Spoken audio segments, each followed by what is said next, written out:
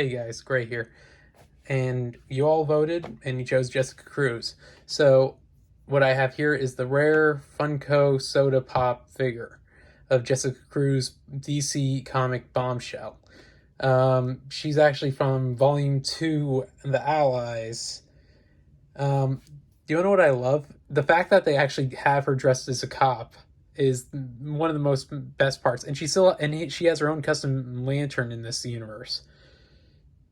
So, unlike all the other batteries, which I have shown you most of which through some of my previous videos, and I hope you like the intro because it's like every different Lantern Core version I have found of Jessica Cruz, including Power Ring, which she originally came as a supervillain. Sorry.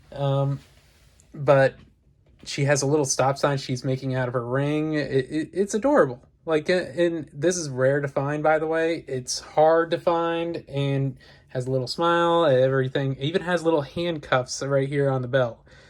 But it took me ages to find, and I found it for like $5 on Mercari. Totally worth it. It took me forever to find, like I said. I would say a good year of searching for it through eBay and a few other things. Jessica Cruz is the first human female lantern.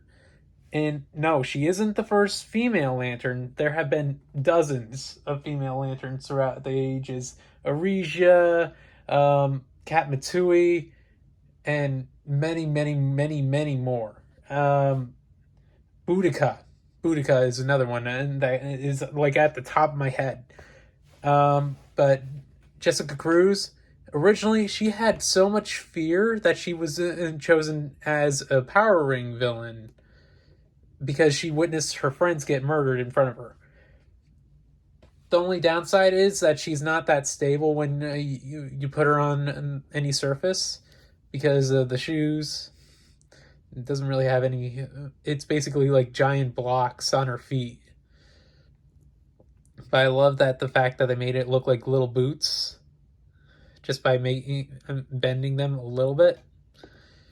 But she even has a little whistle, a badge, and everything. She's dressed like a freaking cop. Like that's amazing considering all Green Lantern Corps. Every single one is technically a police officer. Everyone forgets that little detail that all Green Lanterns are basically cops throughout the universe. So the Guardians of the Universe created the Green Lantern Corps to basically be a police patrol for the whole universe to make sure that no one does something so stupidly insane, like say, oh, take over a planet, kill 1,000 people, something along those lines.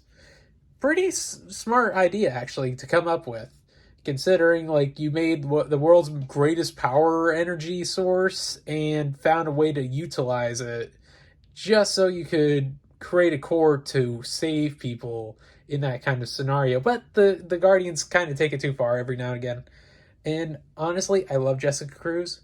One of the best characters to ever come out of DC. And that's from me. I love Green Lantern. I love every single core. I'm still trying to figure out what's going on with the Blue Corps because now that St. Walker has kind of given up on the whole Blue Lantern Corps for the time being. So there's a comic where he's now kind of given up after most of the Blue Lantern Corps died, and it's called God's Head, and it like the last Blue Lantern ring came back to St. Walker, and then he kind of lost it. I mean, every one of the Blue Lanterns are basically dead of the original group. But basically, a Blue Lantern can't do nothing without a Green Lantern being present with them. So, like, they increase the Green Lantern's power like 1,000-fold. So if you have like 10% on your ring, now you have 110% on your ring charge. That's a lot of power. But Jessica Cruz has been multiple different types of lanterns. She's been Yellow Lantern. She's even been a Phantom Lantern one time.